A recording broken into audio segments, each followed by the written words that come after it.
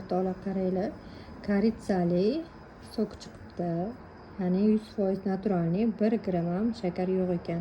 Ya'ni asal, olma и koritsa ekan. Naturalniy umuman qo'shimcha nimalar mana ko'ryapsizlar, koritsani rasmi foydali. Ya'ni mana shunaqa suvlar har holda gazli suvlardan yaxshiroq. Bezalkogolniy и основасida shu asal, sok, suv ekan. Mazasi sal shirinroq, lekin har holda vitaminlarga boy A, B, C, K, E vitaminlari zo'r suv ekan. Ya'ni qaysi ma'noda nima deydi?